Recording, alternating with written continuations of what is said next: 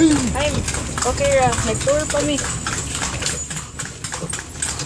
Dating old house dito. Na-restore lang yung building. Oo. Ayun na.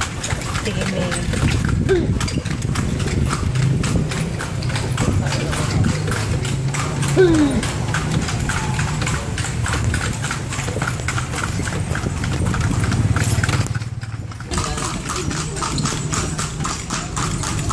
Mga hotel dito yan. Na-restore lang yung building.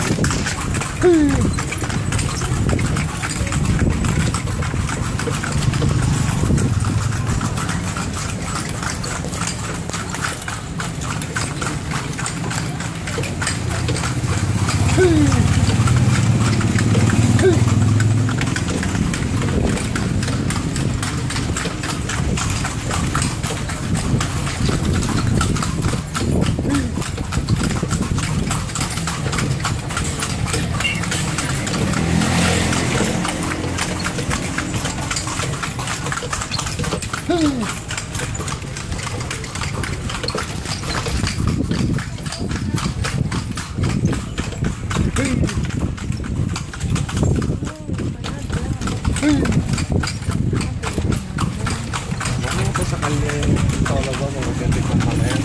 Maganda kasi yung kalye sa Tologo paggabi. Mga ko, naglakad na kayo dyan kanina pa. Sa kalye. Nandiyan pa yung mga kasamahan niya.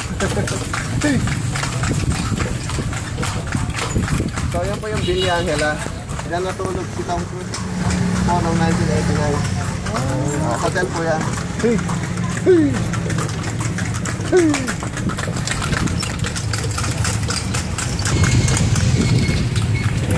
Dito ko ulit mamaya na nakakaleta. Maganda mag-picture dyan na nakakaleta.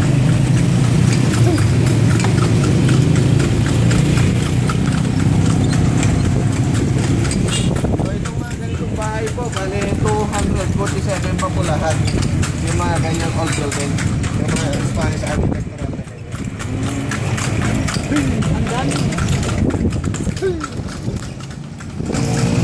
Wala natin pupunta sa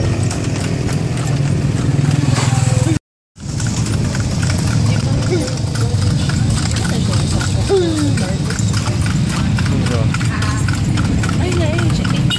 Check out.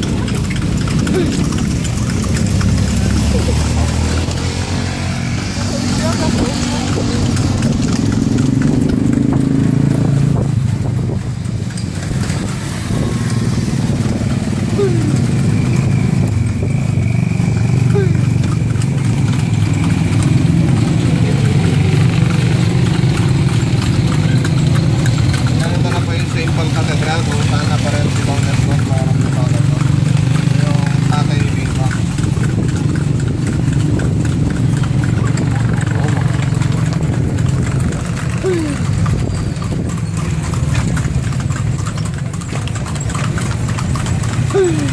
Very resources. And then in front of Plaza Falcano, then nabibig si Gabriela Bilang may public hang noong 1766. Dito. Then yun naman ang Archbishop Palace. Yan ang the oldest Archbishop Palace sa buong Pilipinas po yan. Ah, 1780. Kumbaga 1780 po yan. Pero yung baba po, simento. Plastic lang po yan po.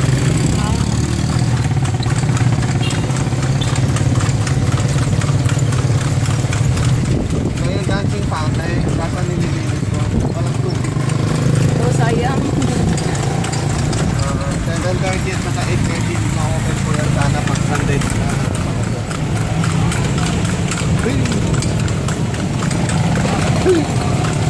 Yan naman po, former St. Paul College. Pero ngayon po, ginagawa ng isang commercial building. Kasi po, mula dito hanggang sa may simbahan, Catholic property po lahat yan.